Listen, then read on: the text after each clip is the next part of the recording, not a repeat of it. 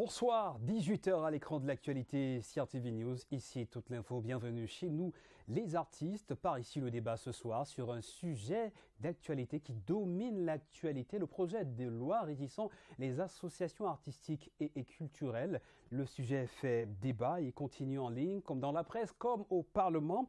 Artistes, juristes et même députés ont tous le verbe croisé pour un oui ou pour un non. On aura les bonnes réponses ce soir pour avoir une compréhension éclairée. Justement, j'ai invité l'honorable Groland Ngo ici. Elle est membre de la Commission des affaires culturelles, mais également le professeur Célestin Sichoua. Il est le chef de la division des affaires juridiques au ministère des Arts et de la Culture. Et puis l'invité de la dernière heure serait bien Crotal, président du syndicat national des musiques urbaines du Cameroun. Voilà, trois voix qui vont faire débat et vous serez témoins ce soir comme Laurence Okalia. Bonsoir Laurence. Bonsoir Steve. Ces faits n'ont pas échappé à vos sujets d'actualité, mais un autre sujet aussi intéressant qui chasse le blues des hommes en blues, eh bien une bonne note positive sur l'âge de départ à la retraite. Effectivement, à la suite du décret présidentiel relevant l'âge de départ à la retraite de 55 à 60 ans et le décret du Premier ministre, chef du gouvernement concernant le personnel soignant des catégories 1 à 12, ils ont exprimé leur joie, leur satisfaction. Quelques réactions sélectionnées par Carmen Billet. Merci au chef de l'État parce qu'on en avait besoin, nous aussi personnels de la santé.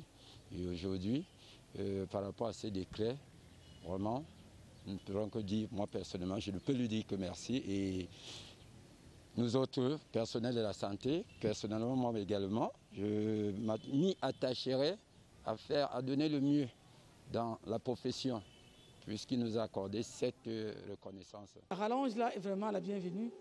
Nous sommes très contents et puis j'espère que ça va bien booster le personnel parce qu'à un moment donné, ça nous frustrait un peu. Dans un même groupe de travail, on fait le même travail, d'autres estiment qu'ils vont aller 5 ans avant les autres alors qu'ils vivent la même misère quotidienne. Moi, je trouve que justice a été faite. Vraiment, je suis content pour les collègues qui bénéficient de cette rallonge. Une autre note de joie dans cette belle symphonie de paix et d'unité de chez nous les artistes. Ils appartiennent désormais à un Cameroun un et indivisible. À Kumba, dans le sud-ouest Cameroun, 23 insurgés sont venus témoigner de leur ras-le-bol face à la situation sécuritaire qui prévaut dans cette région-là. C'était devant le Premier ministre chef du gouvernement, Joseph Dion Ngouté. Là-bas, il a délivré un message de paix. Écoutez le reportage. Le Premier ministre chef du gouvernement dans la région du Sud-Ouest, 4 jours pour prêcher la paix à l'initiative du chef de l'État et déjà une première moisson à Kumba, chef-lieu du département de la Mémé. Alors que le chef du gouvernement s'apprête à quitter le Ceremonial Ground, un groupe d'anonymes se détache de la foule et va spontanément à sa rencontre. Ce sont des insurgés. En effet, après avoir écouté attentivement l'émissaire du chef de l'État, les 23 jeunes compatriotes font leur choix, celui de se rendre aux autorités. La nouvelle fait monter la température de plusieurs crans en quelques secondes. La population explose de joie, le Premier ministre aussi. La magie vient d'opérer. Nous sommes très très contents. La vie qu'on vivait avant, on veut ça. Quand les enfants là, ils ont donné leurs âmes, c'est beaucoup plaisir. On dit bravo à eux. Et on dit que s'ils connaissent leurs frères, ils parlent et disent que c'est où ils sont, ce n'est pas bon. Ils viennent pour qu'on va vivre ensemble. Je suis très contente pour le visite du PM, pour la paix de notre deux régions. Je voudrais que les enfants qui sont dans le pays sortent et viennent au village, aux villes avec nous qui sommes ici. Dans un bref échange avec le chef du gouvernement, l'un des enfants prodigues promet la main sur le cœur d'aider les autorités à accéder à ses anciens frères d'armes encore en brousse afin qu'eux aussi puissent bénéficier du pardon présidentiel. Les premiers mots de gratitude vont d'ailleurs à l'endroit du chef de l'État pour cette deuxième chance qu'il leur offre de refaire leur vie. Ces moments historiques, la population dans le sud-ouest les attend depuis 3 ans. 3 ans au cours desquels elle a côtoyé le danger au quotidien et du coup, l'espoir prend le pas sur ce qui tendait à devenir une fatalité. Vivement que ce bel exemple qui vient de Kumba, K-Town, puisse irradier coins et recoins du nord-ouest et du sud-ouest, toucher les cœurs de tous ceux qui sont encore en brousse pour un retour rapide à la paix dans les deux régions, en attendant de laver le linge sale en famille à l'abri des pressions extérieures. Et qu'est-ce qu'on aime les couchers de soleil là-bas à Kumba, à l'ombre du mont Cameroun. On voyage un peu, on va dans le nord-ouest, cette fois à Santa qui a son nouveau sous-préfet. Il s'appelle Eben Essiane Franck Ghislain et il est le tout nouveau chef de terre de l'arrondissement de Santa dans le nord-ouest Cameroun. Il a été installé vendredi dernier par le préfet de la Mesam. Celui-ci a invité son collaborateur à continuer les missions de contrôle des entrées et de sorties de la ville en vue de barrer la voie à la Covid-19. Cette opération a été entamée par son prédécesseur, Basiliken Georges Magloire. Reportage de Valentin Koua à Santa. L'arrondissement de Santa est limitrophe avec la région de l'Ouest, ce qui va demander beaucoup plus de vigilance au nouveau sous-préfet. Il doit assurer la sécurité des populations et de leurs biens. Avec la crise du coronavirus, au niveau du poste de Matazem, il doit assurer personnellement le contrôle sur tous les passagers qui entrent dans la région du Nord-Ouest. Pour atteindre les missions prescrites par la hiérarchie, Eben Essiane Franck Ghislain va bénéficier de la collaboration de l'élite locale. Nous allons le soutenir pour éradiquer les terroristes à Santa. Aujourd'hui, ils ont déjà été repoussés.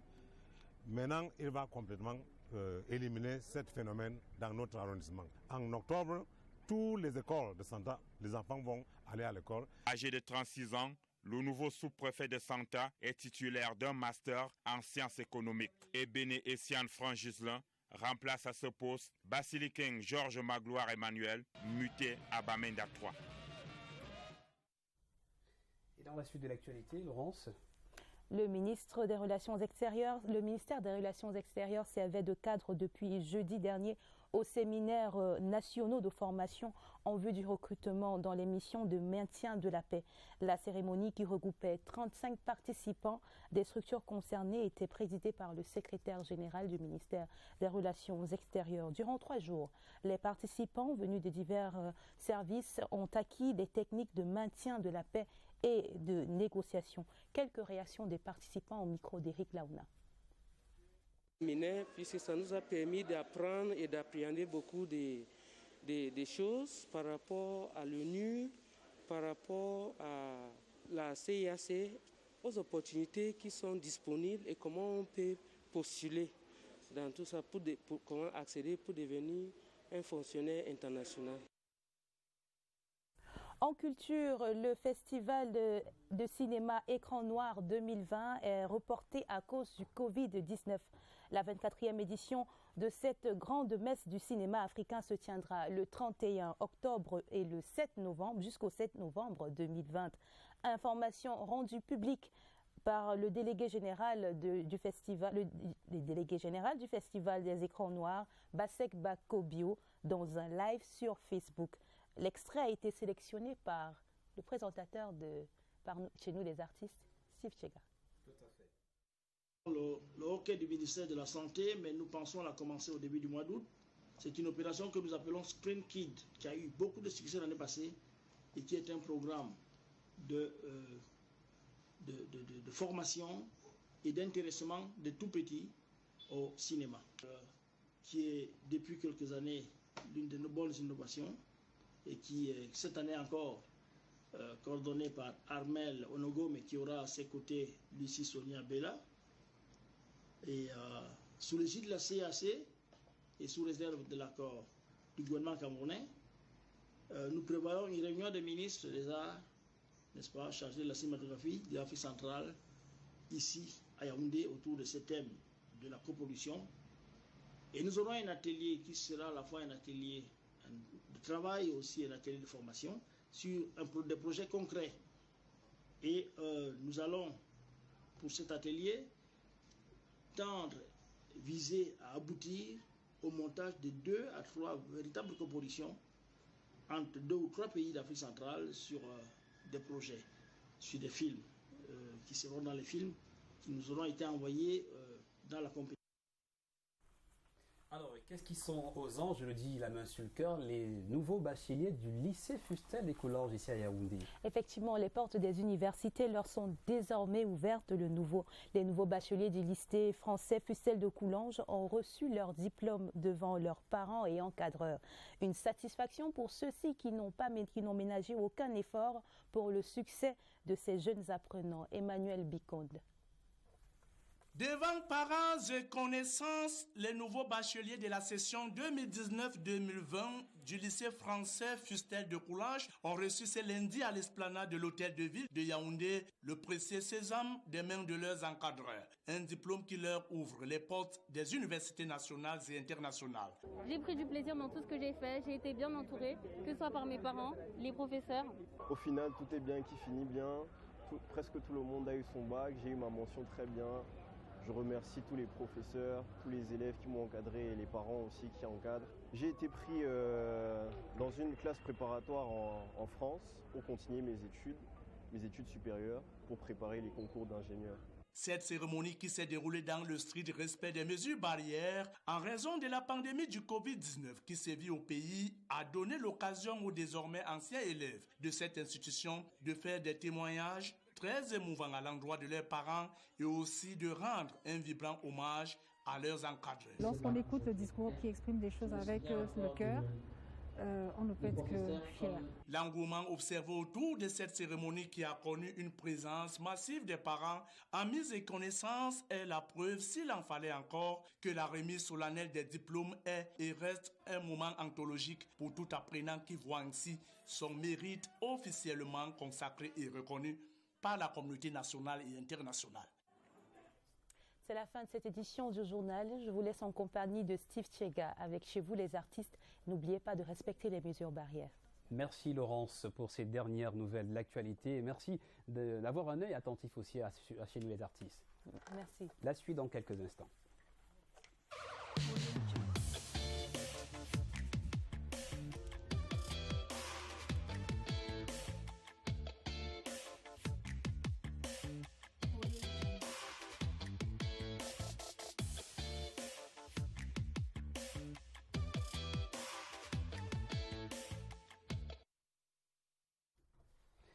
Bonsoir, merci de nous retrouver chez nous les artistes et je vous propose, je vous donne le sommaire à l'instant avec ces images qui ont marqué l'actualité. S'il vous plaît, ne sursautez pas à l'écoute de la musique que vous allez entendre dans ce sommaire en fond sonore.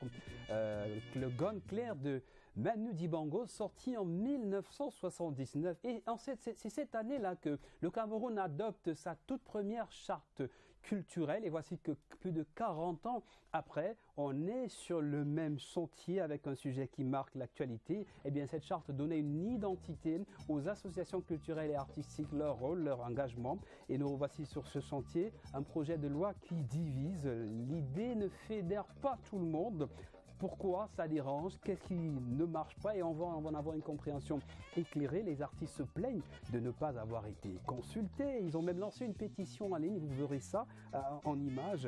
Des non pour dire oui, des non pour dire non. On en aura quelques échos dans cette édition. Et le ministère des Arts et de la Culture qui défend bec et ongle ses arguments au Parlement. Par ici le débat chez nous les artistes. Vous êtes témoins d'un échange franc entre eux. Pour l'instant, 2 invités en attendant le 3e. À ma droite, honorable Roland Goïssi. Elle est membre de la commission des affaires culturelles et familiales pendant cette session parlementaire. Bonsoir, honorable. Bonsoir, monsieur Aimé. Steve Tchega. Steve Tchega, excusez-moi. Bonsoir à nos millions de concitoyens qui nous regardent et salut particulier à tous les artistes qui se voient. Comme ça, là,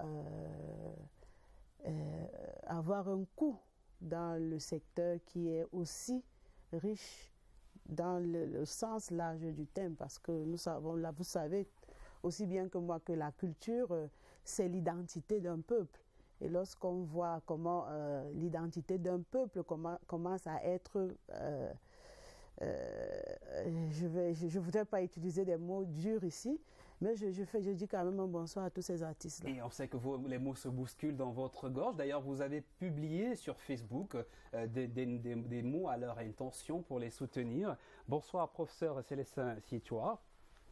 Bonsoir, M. Steph.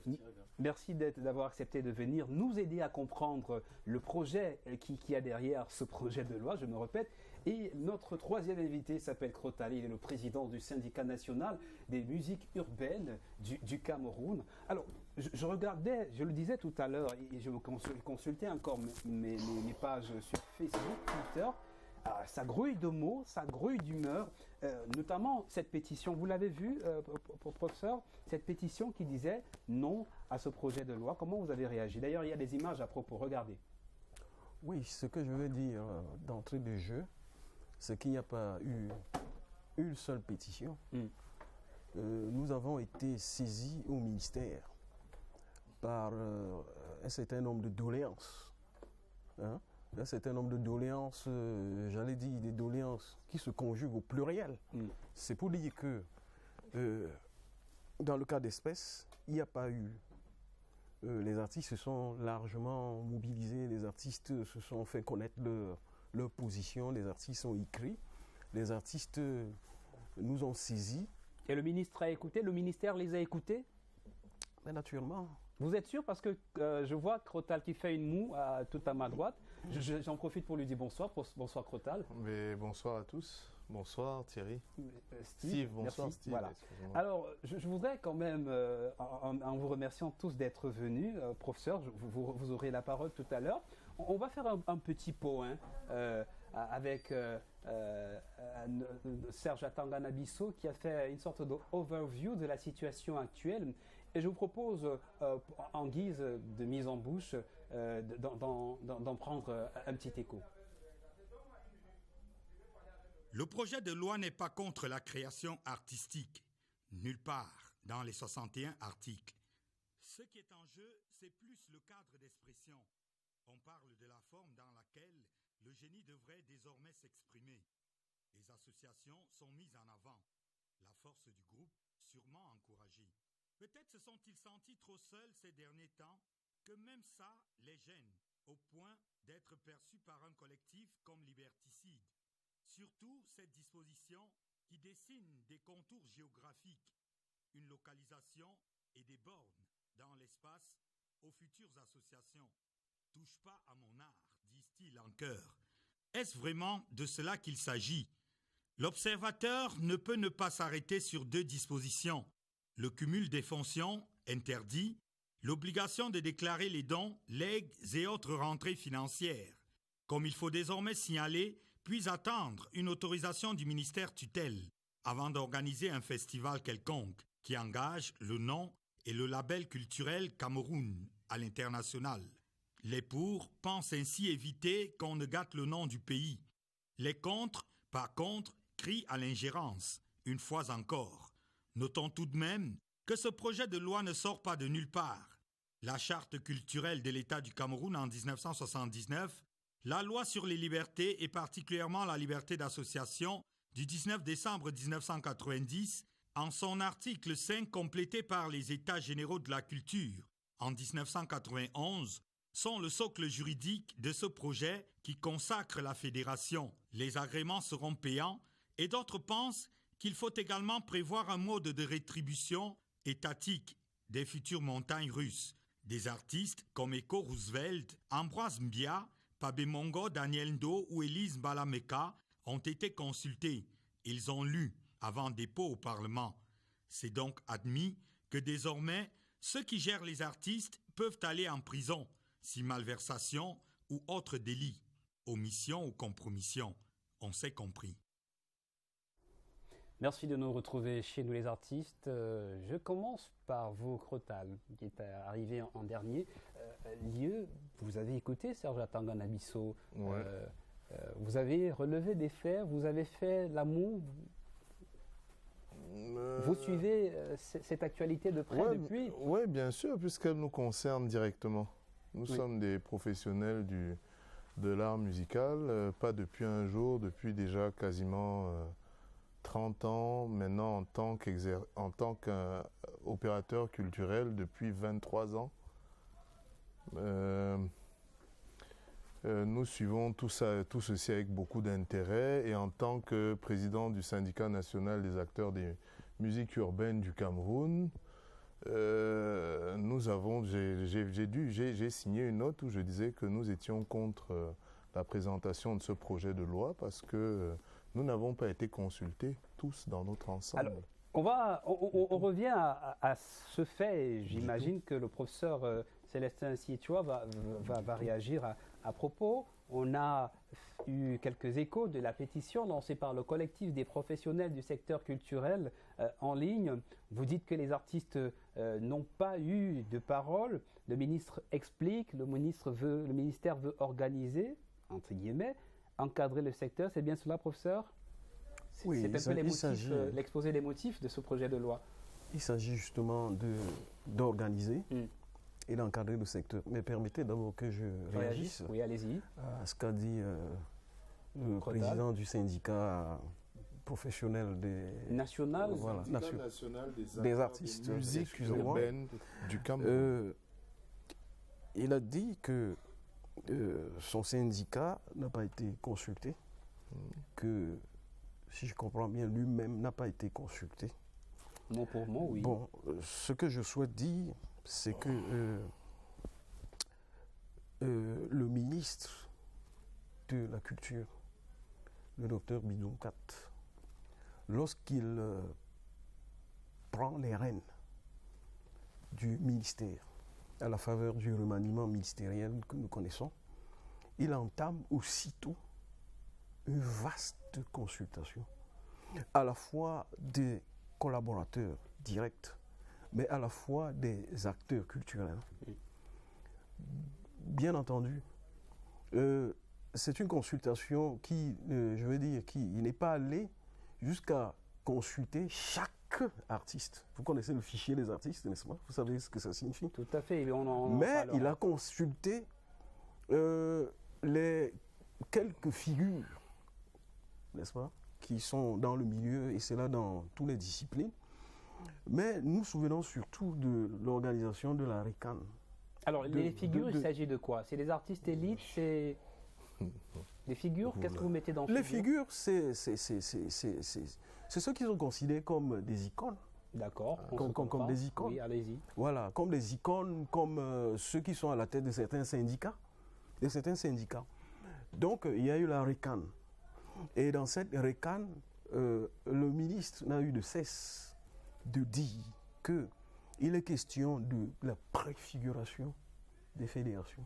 Il y a eu toute une campagne qui a été faite là. Et vous vous souvenez, M. Tiaga, en tant que journaliste culturel, que le format de la RICAN 2020 était différent des formats antérieurs, puisque c'était un RICAN s'est tenu sur toute l'étendue du territoire national, dans les 10 régions. Oui. Dans les 10 régions. Et dans les 10 régions, on a mis en scène ce qu'on appelle actuellement dans le jargon les pôles artistiques appelés à devenir des fédérations. Voilà, qui sont appelés à devenir des futures fédérations. Vous avez parlé de figures, je vous coupe pas, allez-y rapidement. Je n'ai pas fini, Ce débat, moi s'il en était encore besoin, la justesse de ce projet de loi.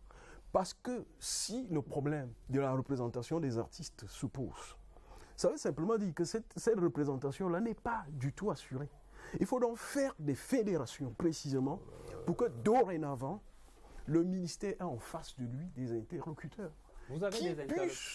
qui puissent venir vers nous, vers lesquels nous puissions aller et qui, en retour, puissent relayer ce qui se passe et que les artistes se sentent concernés.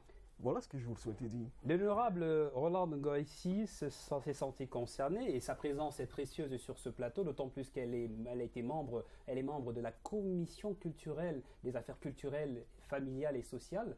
J'imagine que vous avez tant à dire, mais je voudrais vous inviter. Le professeur a parlé de figures. Je voudrais que vous écoutiez quelques responsables de pôles artistiques qui, approuvent l'idée de migration vers les fédérations. Et puis on rentrera tout à l'heure de plein pied dans le débat.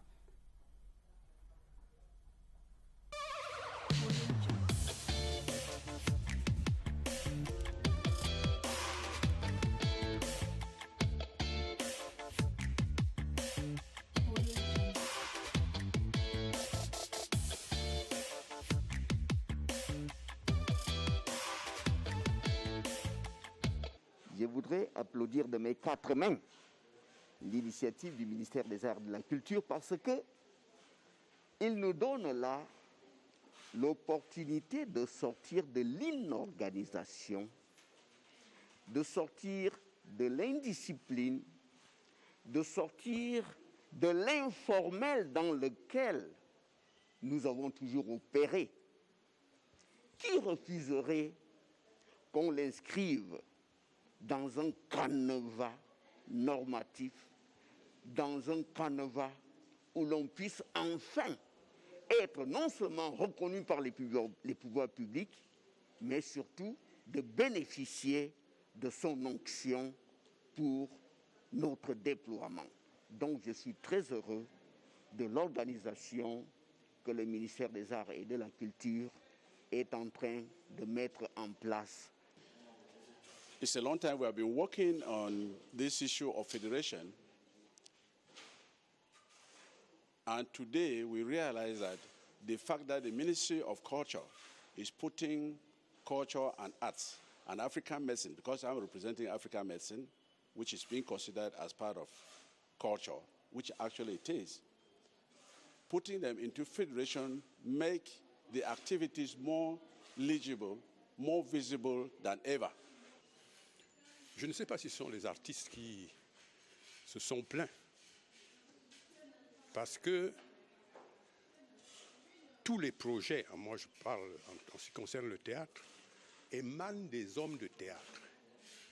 Nous n'avons pas été influencés par les fonctionnaires du ministère des Arts et de la Culture. Notre objectif, en faisant des propositions au ministère des Arts, était précis. Nous voulons que, au même titre que le sport, que la culture connaisse le même sort. As you know, we have many companies of dance. Dance is one of our art that is very popular. And now you cannot help somebody in the dance sector if the sector is not organized. Even at the level of the councils, we need... Ce sont les chefs de file, les têtes de poule, problème de représentativité. J'ai lu quelque part que voilà des artistes qui ont parlé honorables. Elise Mbalameke est artiste, Ambroise Mia est artiste. Voilà. Vous avez quelque chose à dire? On n'en doute pas. Ce sont des artistes. Nous avons tous vu que c'était des artistes. Mais permettez-moi, Monsieur Steve, de relever un certain nombre de choses. Il faut rappeler que lorsque je suis élu à la Commission des affaires culturelles et sociales, justement, j'ai commencé à m'intéresser à l'art et à la culture du Cameroun. Lorsque ce projet de loi est arrivé sur notre table, j'ai fait ma petite enquête. Malgré que le temps n'était pas assez long pour mener des enquêtes approfondies. Et je dois rappeler que c'est moi qui mets le texte sur la toile et les artistes prennent conscience de cela. Ce que je voudrais relever, c'est qu'en réalité, ces artistes, je n'ai pas une prétention de donner des leçons aux gens, mais j'ai comme l'impression qu'ils ne comprennent pas ou bien qu'ils n'ont pas lu la loi, le projet de loi qui est proposé pour régir le secteur des associations culturelles. Et je l'ai demandé au ministre, peut-être le professeur va me donner des réponses là tout à l'heure. J'aurais même voulu qu'il y ait aussi un responsable du ministère de l'administration territoriale parce que vraisemblablement, ils se sont concertés pour rédiger ce projet de loi. Je pose la question fondamentale, quelle est la plus-value de cette loi? Qu'est-ce qu'elle ajoute dans l'échiquier des lois ou bien des lois qui structurent l'activité culturelle ou les associations culturelles, quand nous savons que nous avons la loi de 90 qui régit déjà les associations et que les associations culturelles ne sauraient se déroger de ce cadre normatif. Donc je continue à m'interroger sur la plus-value ou sur l'opportunité de cette loi. Parce que lorsque vous lisez les motifs, le propos liminaire qui présente la loi, où on nous présente que c'est une loi qui va encadrer, vous l'avez dit tout à l'heure, qui va régir, qui va. Mais vous sentez, lorsque vous lisez les articles, les 60, je crois 62 articles, il y a une sorte elle est anticonstitutionnelle parce que si on prend le préambule de notre constitution, on parle des libertés individuelles, liberté d'expression et liberté d'association. J'aurais cru ou bien j'aurais pensé que lorsque tout à l'heure, il faut qu'on dise les mots tels qu'ils sont, c'est une mise en scène, les artistes n'ont pas été consultés parce que les pétitions qui défilent dans les toiles, le nombre d'artistes qui nous ont saisis. Tout à l'heure, le professeur a bien précisé qu'il y a un fichier des artistes, c'est-à-dire que ces artistes sont connus. Même comme le ministre Assemblée nous dit en commission que justement cette loi-là vient pour qu'on puisse identifier ce qu'on appelle artiste. Je me pose donc la question, à quel moment est-ce que quand on parle de l'art, on parle de quelque chose qui doit se laisser émouvoir? Est-ce qu'il n'y aura pas restriction? Est-ce que les artistes vont s'épanouir? Je voudrais aussi relever un fait ici, le caractère liberticide de cette loi. Ah, le mot est fort. Je ne sais pas, mais il faut que les mots soient à la hauteur du projet de loi qui a été posé sur la table. Et c'est pourquoi nous avons dit à l'Assemblée que le PCRN ne s'inscrit pas dans la dynamique de tuer la culture camerounaise et nous avons dit que nous ne voterons pas cette loi. Que cela soit inscrit dans les minutes de l'Assemblée nationale, que nous ne pouvons pas tuer un secteur aussi valorisant, un secteur qui permet à tout être humain de s'identifier et que l'on vienne comme une sorte de complicité accompagner cela. Il est clair, même si le ministre ou bien les cadres du ministre veulent nous démontrer par je ne sais quelle alchimie que les artistes ont été consultés, moi j'aurais cru que le test en question devait émaner des artistes et que le ministère devait plutôt être, je peux dire, celui-là qui devait lire les lignes et de commun accord. Justement technique. Justement, mais il y a même quelque chose là peut-être qui n'a pas été dit. On nous a fait savoir, parce qu'en commission, on nous a fait savoir que non, les consultations ont été faites par voie électronique, les consultations ont été faites, il n'y a pas eu une concertation, les gens se sont assis pour débattre d'un certain nombre de choses. Mais il faudrait qu'on nous explique aussi ce qu'on entend par consultation. Parce que si vous allez vers quelqu'un et que vous lui dites que je voudrais réguler votre secteur, sans toutefois vous lui donner le bien fondé. Permettez, vraiment. Sans que vous ne lui dites, c'est un peu, je ne sais pas quelle image je vais prendre, sans que vous ne lui dites réellement qu'en réalité, il s'agit de. Mais vous dites à quelqu'un, bon voilà, votre secteur, il y a trop de désordre, il y a ceci, cela, comment est-ce qu'on peut faire pour résoudre un certain nombre de problèmes? Alors je vous donne mes propositions. On ne peut pas parler de consultation parce que je pense que consultation, en ce qui les mécanismes de rédaction d'une loi, il faut quand même qu'il y ait interactivité. Professeur, on est dans le sillage de la RECAN, vous voyez qu'on est en eau trouble, ça bouge. Mais elle pose la question, quel est justement le mérite de cette loi, le bien fondé, le plus, la plus-value? On s'adresse aux juristes, oui. En plus des interpellations que Nora vient de vous adresser. Merci beaucoup. Quel est le mérite de ces lois? Permettez que je commence par vous présenter le tableau de la culture au moment où l'État décide de s'engager dans cette voie. Au plan national, on a quelques opérateurs économiques, quelques opérateurs culturels. On a des artistes déboussolés, des artistes qui n'ont pas de repères, des artistes perdus. Toujours au plan national, on a la productivité artistique qui ne suit pas. Les arts, sur le plan international, sont devenus peu compétitifs. Au plan international, on regarde, on voit des pays qui sont considérés comme des majors de la culture, n'est-ce pas? On a les États-Unis, on a l'Inde, on a le Brésil, on a tous ces pays. Lorsqu'on regarde, on se rend compte qu'ils ont mis sur pied une organisation dans laquelle qui saisit l'artiste, le met en ordre, l'accompagne, etc. Mais maintenant, il y a les problèmes de politique culturelle. C'est quoi la politique culturelle? Il a évoqué, Crotal a évoqué, je crois, la charte de 1979, Tout à fait. qui était déjà un premier élément de cette politique culturelle. Mais sauf que, comme on l'a dit, la charte n'a pas été appliquée. Par la suite, on reviendra sur les problèmes juridiques que cela pose. La charte est sortie de l'ordonnancement juridique. Mais ensuite, on a les hautes directives qui sont données par le président de la République, son Excellence Paul Biya, dans son maître ouvrage pour le libéralisme communautaire. Si vous regardez le 25e point qui concerne la culture, le chef de l'État nous demande, n'est-ce pas, de faire en sorte, n'est-ce pas, que la culture soit, n'est-ce pas, le vivier de l'économie. Donc, il faut se projeter dans la culture. Mais ensuite, vous regardez la vision 2035. Il est question d'aller vers les industries culturelles. Et peu avant cela, il y a en 2012, il a mis sur pied un ministère des arts et de la culture avec toute une direction qui s'occupe des activités, n'est-ce pas, qui font dans les activités qui sont liées aux industries culturelles. Qu'est-ce que cela signifie?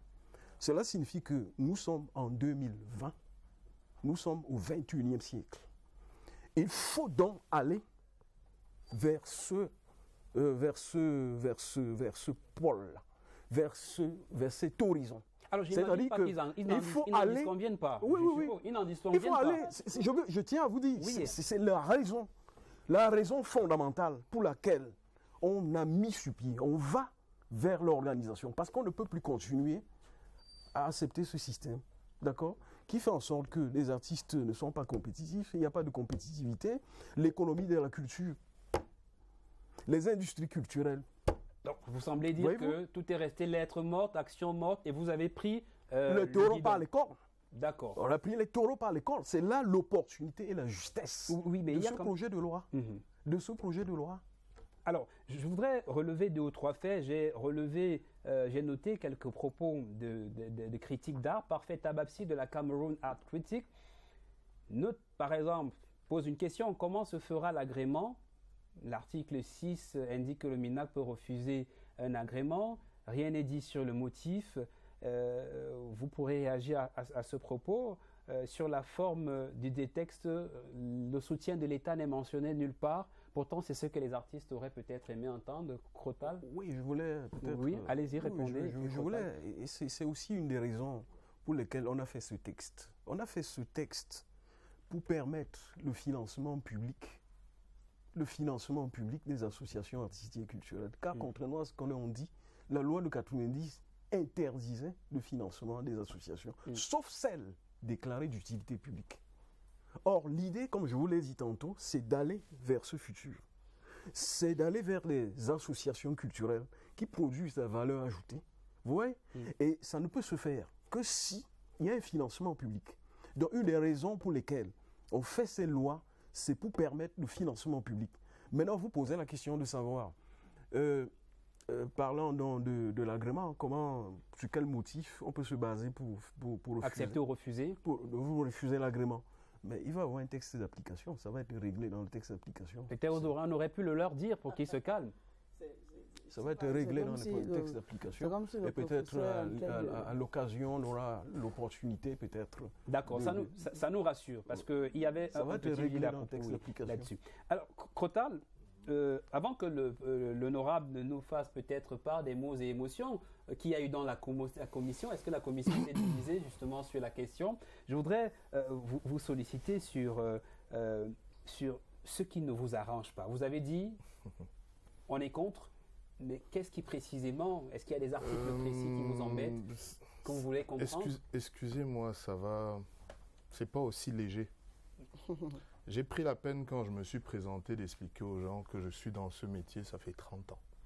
Je suis producteur et éditeur de musique, ça fait 23 ans. Je n'ai jamais bénéficié d'une aide quelconque de l'État dans ce développement. Aujourd'hui, en tant qu'opérateur culturel, j'ai des studios d'enregistrement, des salles de répétition. Et ce que moi je fais, c'est travailler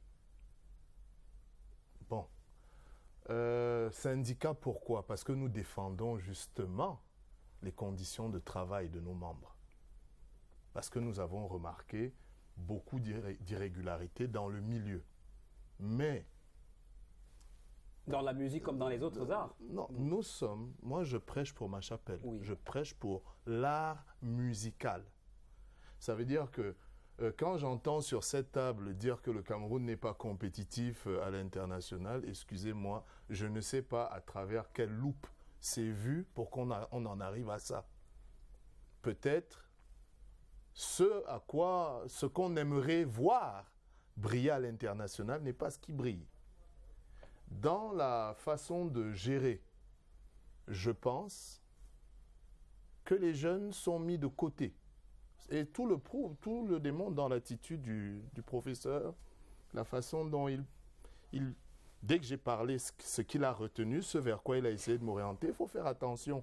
Nous sommes peut-être jeunes, mais le Cameroun, malheureusement, c'est 70% de jeunes. Par conséquent, le fer de lance de tout ça, ce sont les jeunes. C'est pour ça que nous avons bien précisé Syndicat national des acteurs des musiques urbaines du Cameroun. Parce que toute la révolution culturelle vient de ce milieu. Depuis la veille des années 2000. Tout ce qui fait que vous ayez de belles images, de belles photos, des sons de qualité, c'est les jeunes. Ça peut déplaire à tout le monde, mais malheureusement, c'est la réalité. Et quand j'écoute mon premier festival international, j'y participe. En 2006, j'ai fait toutes les scènes institutionnelles d'Afrique, monsieur. Et peut-être, pour vous, je ne suis pas une icône, mais pour le continent africain, j'en suis une. Donc, aujourd'hui, quand je me lève, je dis qu'on n'a jamais été consulté, on n'a jamais été consulté. On nous a invités au Centre culturel camerounais, on nous a présenté un programme et on nous a dit, bon, maintenant, vous allez vous rapprocher des coordonnateurs. Qui a élu ces... Ça veut dire qu'avant ça, il y a des gens qui avaient déjà été choisis. Et quand ça démarre comme ça, on estime qu'on n'a pas à y participer parce que ce n'est pas clair. Et tout ce qui se passe par la suite nous donne raison. Il y a des forats qui ont été créés pour certaines fédérations, comme art musical. Vous savez ce qui s'y passe? C'est des gens qui s'insultent du matin au soir. Parce que l'Éden des artistes aujourd'hui, ce n'est plus de devenir des dirigeants d'OGC. Ils veulent tous devenir présidents de fédération. Vous avez vendu ça? Est-ce que nous sommes des artistes? Ce n'est pas notre métier. Tant mieux si un artiste devient président d'une fédération ou, je ne sais pas moi, président du conseil d'administration d'une OGC ou directeur général d'un OGC, mais ce n'est pas ça notre métier. Maintenant, le secteur connaît un grand désordre. Ce grand désordre est dû à quoi? Au manque de connaissances. Beaucoup d'ignorance. Et là où il y a beaucoup d'ignorance, comme on dit, celui qui a un peu de vue sur la lumière vient prendre le contrôle. Du coup, un mécanicien peut même se retrouver à la tête d'une fédération. Pourquoi pas? Tel que c'est parti là. Parce que le professionnel qui se respecte, qui sait ce qu'il a mis, sueur, âme, dans sa profession, pour le compte du Cameroun. Parce que à la fin, comme on dit quand vient 18h, le principal ayant droit de toutes nos œuvres s'appelle l'État du Cameroun. C'est-à-dire que moi, je décède aujourd'hui, dans 50 ans, tout mon catalogue appartient à l'État du Cameroun. Donc, ce n'est pas une métaphore quand je dis, OK, qu'est-ce que nous on a fait? On était confrontés, par exemple, à des problèmes techniques, des problèmes de matériel. Nous avons pris sur nous, nous qui ne sommes rien, d'investir dans du matériel, de faire monter les standards jusqu'à rivaliser. Je vous rappelle quand même que nous avons, dans les musiques urbaines, Stanley Eno, par exemple, qui a remporté un MTV Award. Nous avons Ténor, qui est la première signature en major du Cameroun. Et j'en passe. Ils sont beaucoup. Hein. Par la suite, ça n'a pas arrêté. Donc, La loi, oui, déjà, je suis content de voir un ministre qui a pu aller à l'Assemblée nationale, porter un projet de loi. Mais en tant que syndicaliste, j'aurais pensé que la pertinence aurait été de d'abord commencer par le statut de l'artiste musicien. Et par rapport à la consultation aurait été mieux accueillie par le monde artistique si vous aviez permis que se tiennent des états généraux de la culture. Parce que je crois que là où vous êtes parti chercher les textes des fédérations, le concept des fédérations, moi j'ai vu ça dans un recueil de 1991 où la priorité, c'est le statut de l'artiste. On doit aller aux états généraux de la culture. C'est pour ça que nous, par exemple, en tant que syndicalistes, on a annoncé il y a 2 semaines que nous partons vers les états généraux de la musique du 21 juin au 26 juin 2021 pour justement pouvoir apporter des propositions réelles émanant de musiciens et d'artistes musiciens auprès de l'État pour aller vers... Ça figure justement dans nos figures de style tout à l'heure, nous allons en parler. Je crois que votre humeur est assez dense à propos.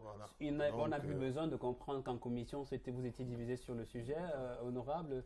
Dites-nous comment ça s'est fait les travaux là-bas. On veut entrer dans le secret de la commission. Est-ce que les secrets de la commission devraient être sur la place publique? C'est d'utilité publique. En réalité, c'était comment vous entendiez sur... C'est les mêmes débats qui ressurgissent dans les médias? Il faut que je relève que c'est moi qui insiste ou bien qui interpelle le ministre par rapport à l'incongruité de cette loi, son caractère anticonstitutionnel. On avait même pensé d'illégalité parce que la commission des lois constitutionnelles, il fallait qu'elle siège d'abord pour rajouter les associations à caractère socio-culturel, sauf que l'article, l'alinéa 4 qui fait problème, vous allez réagir de l'article 5, je suis devant le juriste, il va peut-être mieux m'expliquer cela, m'a posé, ou bien nous, au PCRL, nous a posé un gros problème. Parce que l'alinéa 3, professeur, qui justement précise que les associations socio-culturelles et à caractère économique ne sont pas soumis sous le régime des déclarations ou de comment faire, quand on déclare d'autorisation, merci.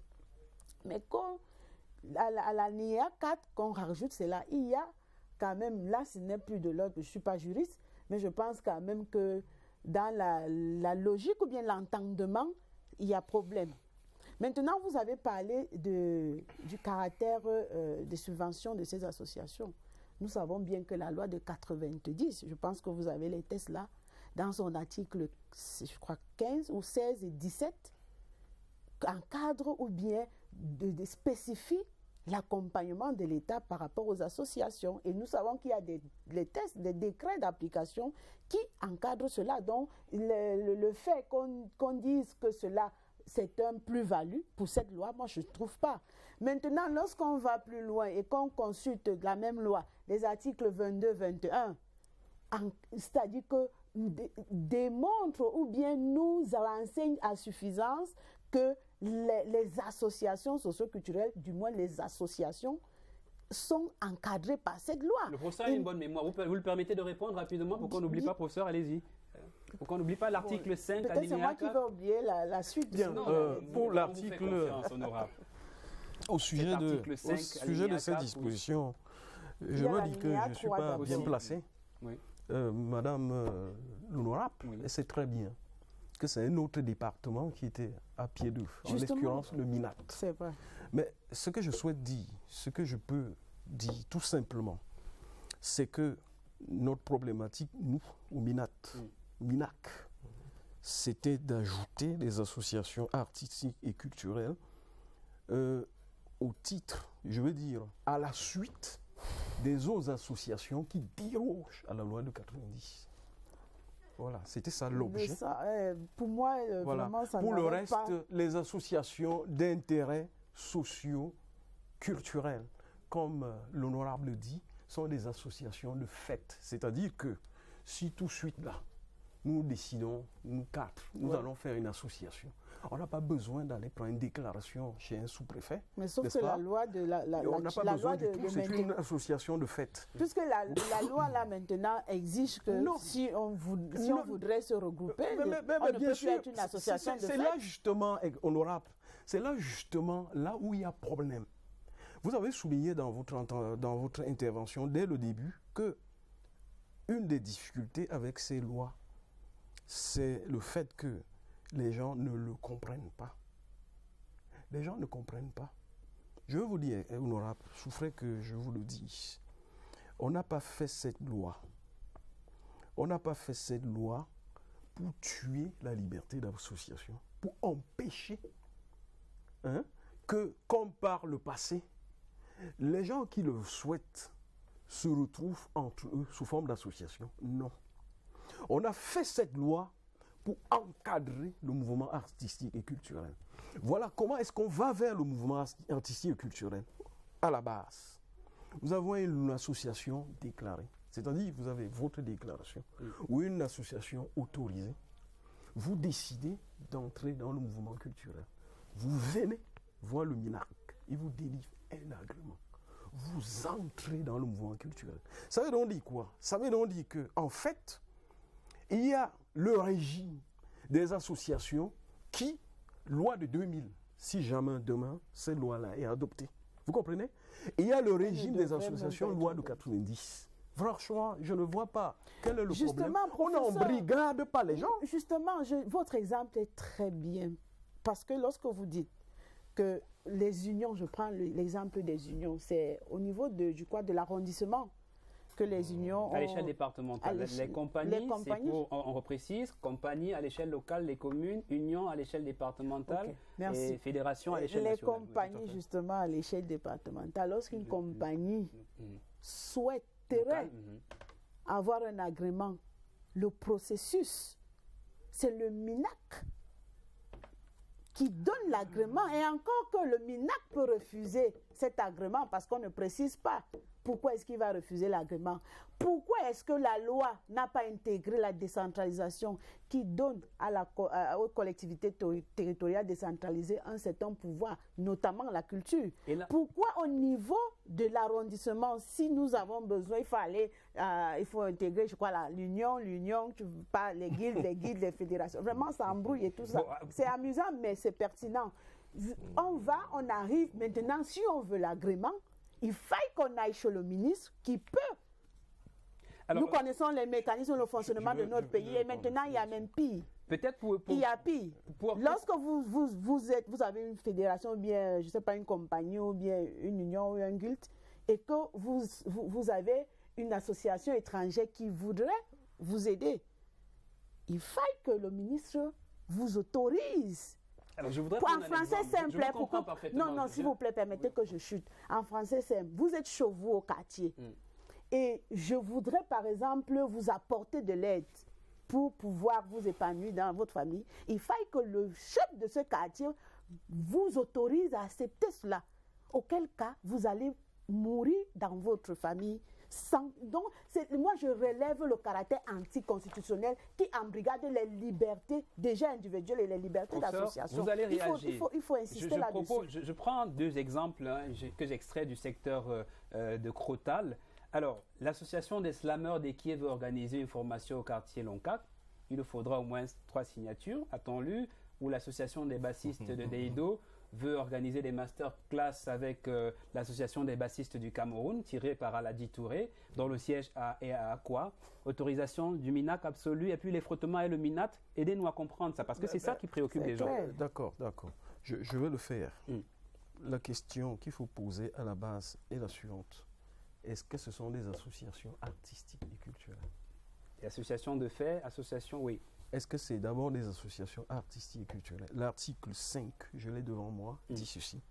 Les associations déclarées et autorisées accèdent au statut d'association artistique et culturelle après l'obtention d'un agrément délivré par le ministre des Arts et de la Culture. Point. C'est clair.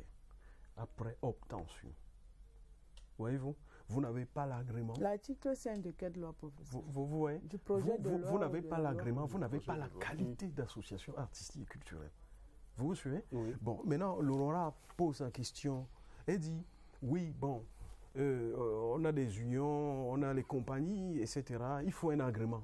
Madame, je vais vous dire, il n'y a pas deux agréments. Il y a un seul agrément à l'entrée.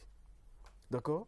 Et maintenant, lorsque les associations, les regroupements sont faits, tout ce qu'il faut, tout ce qu'il y a lieu comme formalité par la suite, c'est d'informer le ministre qui prend une déclaration. C'est tout. Il y a l'agrément à l'entrée. C'est-à-dire, vous avez une association déclarée ou autorisée. Vous voulez entrer dans le mouvement culturel. On vous donne l'agrément.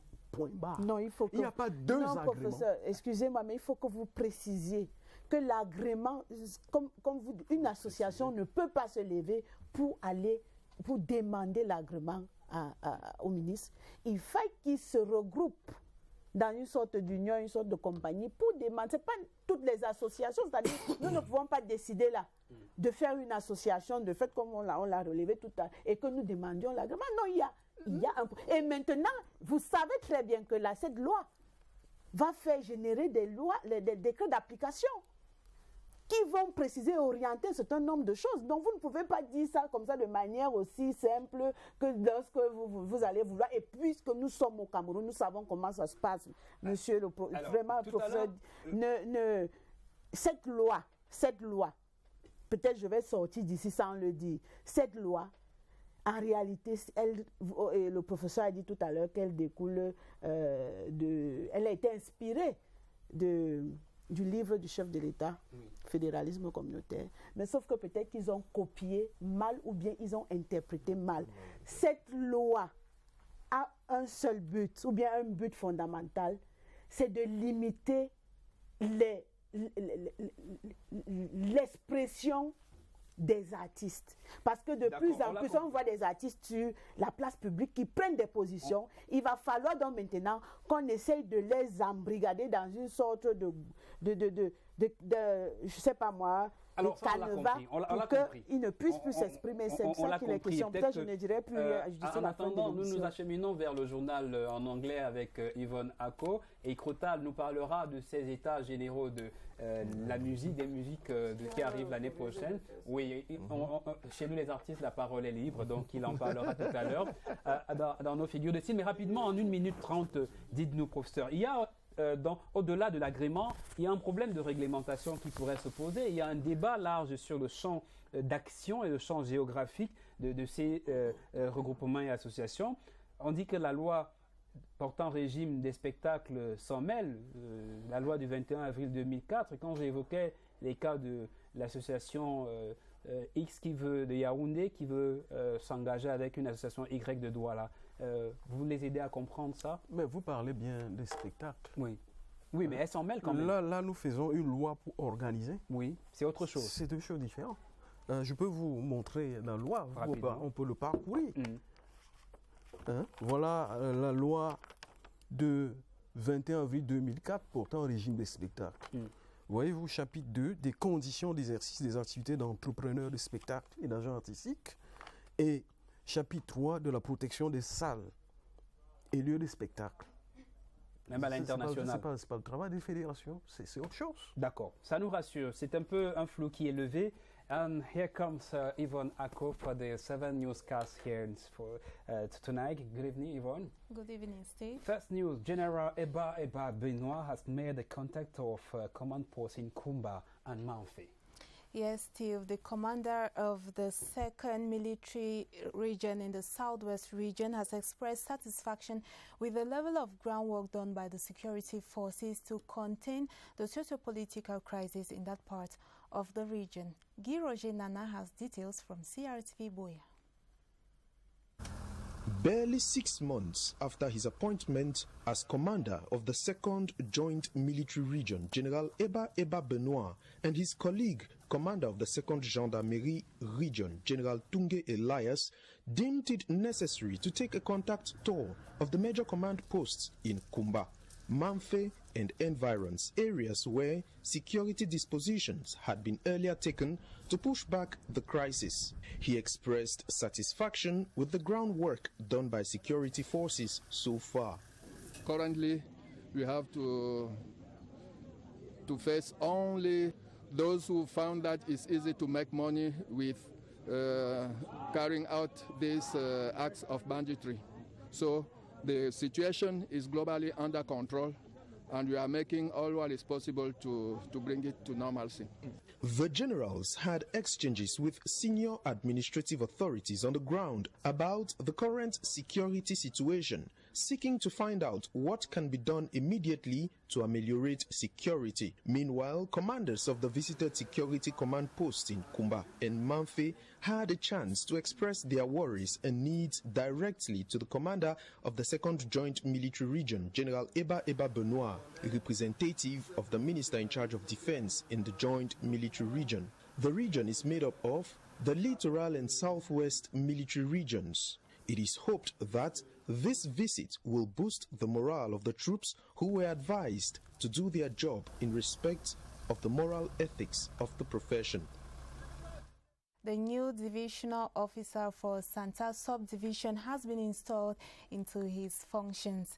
Inhabitants of Santa look up to the administrator to solve some of their grievances, like the lack of potable water, road infrastructure, and the socio-political crisis in that part of the region. Let's have details with Ola Titanki from CRTV Bamenda.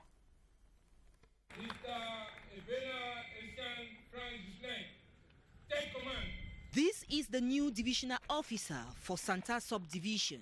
The 36-year-old administrative officer takes over command of a subdivision with over 200,000 inhabitants. Faced with lack of potable water, poor road network, and the socio-political crisis affecting the region for close to 4 years now. It should ensure the security of the population here in Santa subdivision and their property. It should personally supervise and coordinate the activities of screening all passengers at Matazem. The elites of Santa subdivision have also promised to accompany the DO to restore peace and bring development. We're going to ensure that our vigilante groups work with him to identify all the terrorists, and they are pushed out of this subdivision. Bena Essien Frank Gislaine, before his appointment, was the DO for Puma in the Sanaga Maritime in the Center region. He is a holder of a master's degree in economic science. He takes over from George Basilican Malgua Emmanuel, who now moves to a 3-day seminar to train experts who will organize and coordinate the recruitment of peacekeepers has ended at the Ministry of External Relations. Experts in peacekeeping operations of the United Nations drilled participants on techniques of being a peacekeeper. Let's get a reaction of a participant brought to us by Yves Fomoso. There are so many opportunities that are advertise vacancies, job vacancies. At times we applied for those job vacancies. They generally don't go through because we did not master the mechanisms. So the modules that they taught us have enabled us to be able to understand why they didn't go through, why they didn't succeed, and how we can improve on the different applications for different posts that are available. And we are going to put them into practice. Whenever there are any job vacancies, we are going to apply them, and we are equally going to serve as ambassadors to other colleagues who were not opportune to be here to know the different mechanisms that are available. Medical personnel in the East region who have benefited from the head of state's decision to extend their retirement age from 55 to 60 say it is a sign that the head of state pays a keen attention to their cries. Tala LT compiled their reactions and files in the following report. Take a listen. The decision by President Paul Biya to extend the retirement age of some medical and paramedical staff of the public health sector, some beneficiaries in the East, say it's a sign that the head of state is concerned about their working conditions. Dr. Rodrigue Lacroix and Valérie Paul Menge Ondom are beneficiaries. It is a feeling of satisfaction to know that the President of the Republic has decided to allow us to take our retire at 60. And we just want to thank him, and we want to ensure that we give our best. Je suis très émue, très contente parce que c'est ce que nous avons toujours revendiqué. I am very happy because it is what we have always asked for. Generations before us have canvassed for this change. It's a grace, and we say thank you to President Paul Biya for this decision. Ce n'est que par la grâce du président et nous ne pouvons que lui dire merci et rendre gloire à Dieu. These doctors and nurses who have been advocating for better working conditions say they are hopeful other advantages will follow. We also hope that apart from this opportunity that has been given to us, we also see how to improve our working condition. And in terms of working condition, I'm talking about our salary, our living condition, of course. Since it is believed that the older you go, the more experienced you become, the health personnel who now retire at 60 say they are going to use the experience gathered in the course of their careers to create a positive impact in the health sector in Cameroon. Let's move to something else. Over 300 candidates have written a competitive exams to train road safety experts all over the country. The exercise, Steve, organized by the Ministry of Transport, seeks to train trainers in road safety, given that road accidents is said to be one of the main causes of death in Cameroon. Clarence Gay has the details.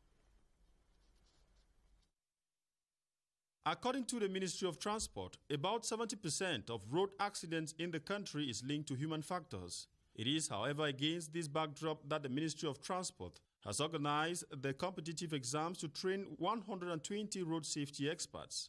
Today we have seen the first ever competitive exams to recruit experts on road safety in conformity with existing regulations in Cameroon that gives the Ministry of Transport that possibility when the need is felt. The exercise sought to train trainers in road safety. It's a good initiative by the Ministry of Transport, such as to reduce the number of accidents on our highway today.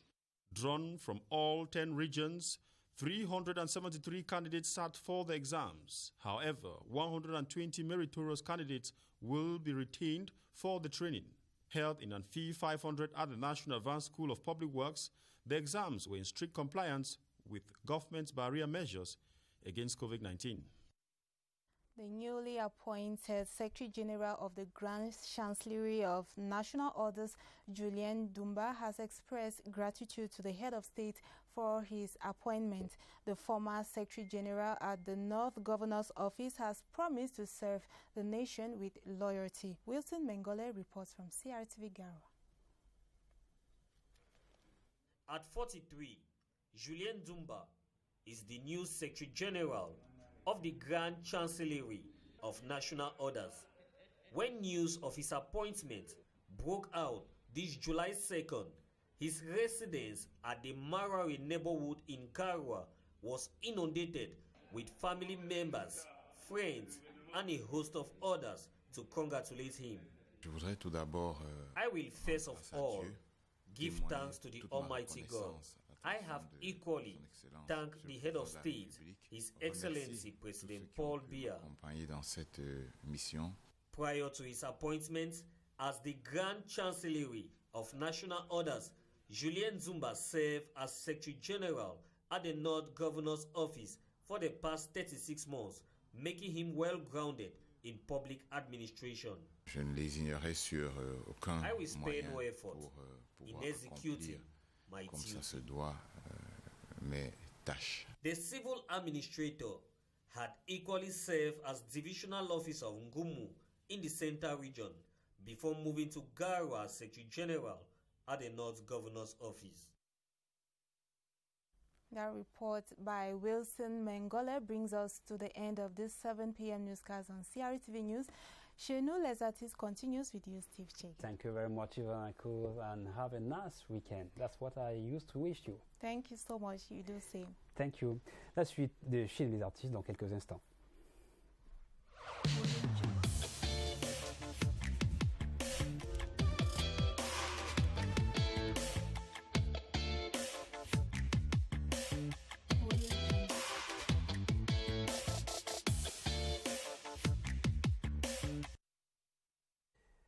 Merci de nous retrouver chez nous les artistes. La 1076, c'est le numéro par lequel un projet de loi déposé par le ministère des Arts et de la Culture fait couler encre et salive dans la presse et en ligne. Le débat continue chez nous les artistes autant que au Parlement. Chez nous les artistes ce soir, 3 invités, 3 profils, un juriste, un artiste et syndicaliste et également l'honorable Roland Goïti, parlementaire, député, qui travaille dans la commission des affaires culturelles, familiales et sociales. 3 verbes croisés justement pour qu'on ait une compréhension éclairée et on repart rapidement avec le zapping de l'histoire. Quelques dates qui ont marqué justement l'histoire de ce long débat. Le 22 septembre 1979, un décret portant institution de la charte culturelle. En août 1991, les états généraux de la culture, il y a longtemps qu'on ne les a pas eu, 29 ans bientôt.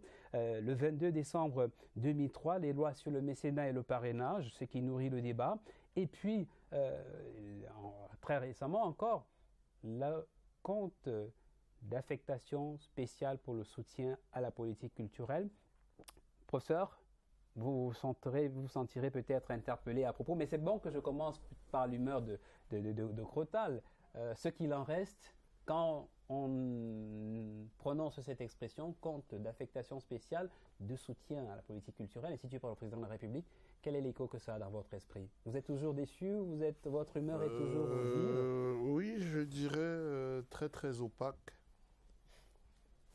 Puisque... Mais quelques mots sortiront quand même de votre esprit. Non, je dis en ce qui concerne ce compte par rapport au financement des projets artistiques. L'intention est bonne. L'intention est très très bonne, mais bon, n'ayant jamais bénéficié de quoi que ce soit, même quand nous avions eu à essayer de nous rapprocher, je ne sais pas, je suis peut-être pas la personne indiquée. Professeur, les dernières pour nouvelles. Inventer les mérites, voilà. Tout compte fait, où en est-on aujourd'hui? Le compte est toujours en place, mais il se trouve que... Il est vide? L'année dernière, le gouvernement a donc pris la décision de restructurer le compte. Parce que avant, c'est l'État qui mettait une subvention directe dans le compte. Et le ministère donc, se chargeait donc de redistribuer aux artistes. Bon, maintenant, la nouvelle donne, c'est que c'est le ministère lui-même qui doit produire les recettes. Vous savez que dans les textes du sous-secteur, il y a un certain nombre de niches fiscales. Donc, il est question donc de collecter ces ressources pour approvisionner le compte et procéder justement à continuer à appuyer les artistes. Alors, honorable, vous en avez parlé pendant les commissions. Je tiens à être au courant de ce que vous avez dit là-bas. Oui, quelqu'un a posé, un collègue a posé la question au ministre. Moi, je pensais que ce compte avait eu un fonds qui avait été mis. On se serait bien attendu à ce qu'on ait des réponses concrètes. Mais tout comme le professeur l'a dit, son ministre aussi il a survolé la question. Donc on comprend aisément qu'il n'y a rien là-bas, il n'y a plus rien à attendre là-bas. Bon, mais ce que moi je voulais dire, c'est que le MINAC ou bien le gouvernement, on ne saurait déteindre l'intention, bien les bonnes intentions qu'ils auraient, comme quelqu'un l'a dit même ce jour. Pourquoi est-ce que vous commencez par la fin? Pourquoi vous aimez commencer par la fin au lieu de commencer par le début? Parce que moi, je pense que le MINAC devrait se concentrer, et là, je l'ai relevé ces jours, à la formation, à l'appui et à l'assistance des différents secteurs socio-culturels de notre pays. Parce que la loi, cette loi-là, c'est la fin en réalité. Parce que s'ils allaient progressivement avec l'assistance, la formation, l'appui, petit à petit, ceux qui sentiront l'intérêt devraient se regrouper. Et maintenant, progressivement, on devait aller palier par palier et maintenant aboutir à la fédération, comme le professeur l'a bien insisté en nous disant la plus-value, quand j'ai posé la question, quelle était la plus-value de cette loi. Et maintenant, nous savons très bien que, tel que c'est présenté là, si le chef de l'État, parce que là maintenant, il faudrait que le chef de l'État... C'est peut-être un appel que... Oui, que je fais au chef de l'État, qu'il faille que cette loi ne passe pas, elle ne devrait pas être adoptée, elle ne devrait pas être promulguée, je veux dire. Vous voyez qu'elle est inflexible à propos. Pour que la porte ouverte ou bien la barrière de corruption qu'on voudrait ouvrir là, parce qu'on se connaît, le ministre m'a dit en commission qu'en réalité, si ça n'a pas marché avant, c'est parce qu'il y a eu des individus avec des égos démesurés qui sont venus. Mais maintenant, qu'est-ce qui nous donne la garantie que la loi telle qu'elle est élaborée là viendra résoudre ce problème? Nul n'est au-dessus de la loi. La loi domine la bonne foi. Mais il y a une pléthore de lois qui organisent ce secteur-là, mais on se retrouve toujours avec. Le problème n'est pas à ce niveau. Le problème, c'est répertorier. Même comme ce jour, il a avoué qu'en termes de répertorier, on ne maîtrisait pas le fichier des artistes. Alors, je vous invite à parler de quelque chose qui vous intéresse, le statut des artistes, justement. On avance longtemps que le débat avait été ouvert. Non, on n'aime pas beaucoup couper, c'est que le temps est court. Et il faut qu'on parle de ce qui vous intéresse aussi, le statut des artistes, ce qui est prioritaire. Sam Bende avait lancé le débat. Le professeur Stanislas Meloni avait écrit un livre, Droits d'auteur et droits voisins. Tony Mefe, que vous connaissez, a lancé un mouvement en ligne et sur la scène qu'il a labellisé « Nous voulons des lois, pas des dons ». Et voilà que quelques années plus tôt, on avait bénéficié d'un ouvrage, d'un livre intitulé « Qui a étranglé le droit d'auteur ?» signé Justin Blaise Akono en 2014, journaliste. À l'époque, il était encore en service à mutation. Et je vous invite à déguster cette première figure de style. Et sa position est assez inflexible à propos. Il fallait donner une priorité au statut des artistes. Et ce serait bien, l'encadrement aurait été mieux structuré. Allons-y. Cette initiative devrait venir des artistes eux-mêmes.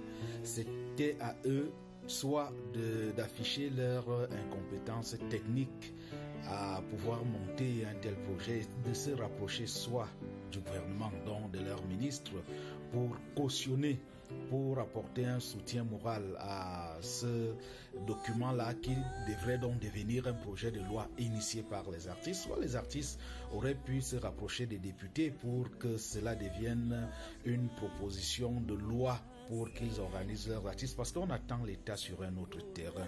Ce n'est pas sur celui de prendre les devants des artistes, mais sur le terrain de la régulation de leurs activités. Vous imaginez, aujourd'hui on parle de l'hibernation, peut-être même on parlerait du coma du droit d'auteur, parce que l'État n'a pas su jouer son rôle en son temps. Et on pourrait encore attendre l'État sur le terrain de l'aide à la production. Comment cela pourrait se faire? Aujourd'hui, le Cameroun n'a plus de salles. Les artistes n'ont plus de véritables salles pour se produire et pour pouvoir combattre ce qu'on pourrait appeler la pauvreté. L'État aurait pu donc apporter son aide sur ces terrains-là. L'État aurait encore pu faire du droit d'auteur sur lequel j'ai beaucoup travaillé, pas une sorte d'aumône, c'est-à-dire on va supplier les usagers pour payer leurs obligations. L'État aurait pu faire du droit d'auteur une taxe, de telle sorte que l'usager, celui qui consomme sur la place publique la musique et bien d'autres produits de la création, puisse être obligé. Voilà l'aide que l'État peut apporter à l'artiste camerounais. Évidemment, les usagers sont concernés, le gouvernement de la République, l'État dans son entièreté. C'est dire peut-être qu'il faut éduquer les gens aussi à ça, toute la masse, à comprendre combien les artistes sont importants. Par exemple, en ces temps de confinement, professeur, aucun confinement n'est possible sans livre, comme ce livre de Justin Blaise Akono, sans musique, sans cinéma, sans humour, sans... La liste est longue.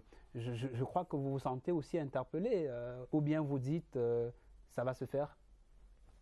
Écoutez, moi je suis moi-même auteur. Oui, je sais que vous avez travaillé à propos, donc vous mesurez l'enjeu. Bien entendu, bien entendu. Et encore plus encore au niveau du département ministériel, où il y a toute une stratégie qui a été mise sur pied en guise de riposte par rapport à la pandémie du Covid. Le secteur des arts et de la culture est sinistré, frappé de plein fouet. Ça nous vaudrait une émission tout entière. En revanche, je voudrais rapidement, vous êtes au courant des derniers travaux du syndicat national des acteurs de musique urbaine. Vous savez que dans un an exactement, ils vont organiser les états généraux de la musique. C'est un mois, c'est vaste. Vous êtes au courant déjà?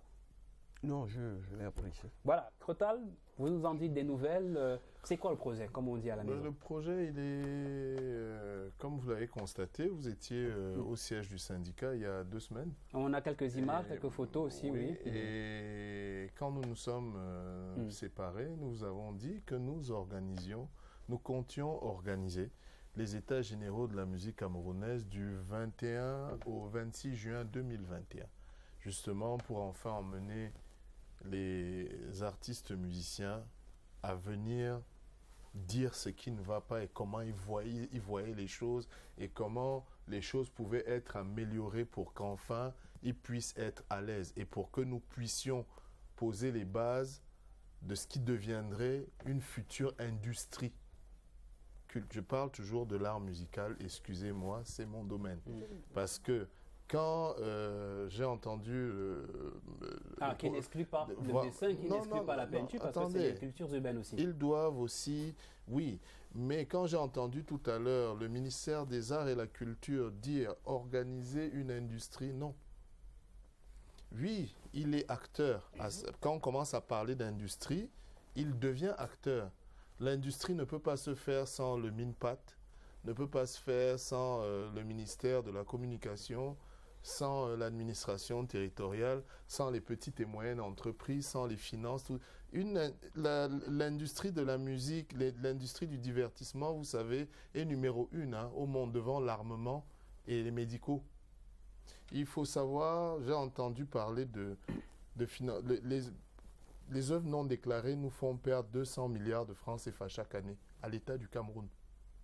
Donc c'est aussi pour ça que quand j'étais venu au musée national, j'ai entendu monsieur le ministre dire qu'on devait prouver que notre secteur générait de l'argent. On s'est un peu senti outré parce que ces chiffres sont connus de tous les professionnels. Et en attendant, le Sinamurka va travailler d'arrache-pied. Merci en tout cas. Nous courons vers la fin de cette émission. Honorable, je me serais attendu à ce que vous ouvriez enfin les bras. Vous avez toujours les bras croisés comme pour dire que vous êtes fermé à cette loi? Non, cette loi ne doit pas passer. Vous avez le mot qui sauve, professeur. Le mot qui sauve, c'est que nous avons besoin de l'accompagnement de tous, de la compréhension et de la tolérance. Elle dit que vous auriez dû commencer par là, expliquer aux gens. Oui. C'est important. Il fallait commencer par la base, professeur. Parce que, prof, il y a un adage qui dit que ce qu'on fait sans toi est contre toi. C'est clair. C'est terminé bientôt, allez-y. Oui, c'est ce que je disais tantôt, que nous, le gouvernement a besoin de travailler avec le Parlement et de travailler avec tous les artistes pour qu'ensemble, on puisse avancer dans l'intérêt, n'est-ce pas, des artistes. Et je prends ce mot, voici un clip que nous vous proposons pour la fin de l'émission, un duo, à l'image aussi de vivre, du fonctionner ensemble, Crotal et Magasco, qu'on retrouve sur une pièce qui s'appelle Adifan Magari. Comme on dit à la maison, on cherche notre vie et c'est un hymne à la persévérance. Merci pour votre attention et votre fidélité à cette édition, à cette émission chez nous les artistes. À très bientôt. Merci à vous d'être venus. Merci honorable d'avoir trouvé du temps pour nous ce soir. Au revoir, bonsoir. À samedi prochain chez nous les artistes. Marre d'attendre, je suis venu la pendre et pas question d'étendre. Qu'ils aillent se faire pendre, descendre de mon silence. C'est ma renaissance comme le phénix et si je me tais qu'elle repose sur ma conscience. La vie est un film où chacun a son rôle. Beau parleur dès la naissance, j'ai pris celui de haut parleur.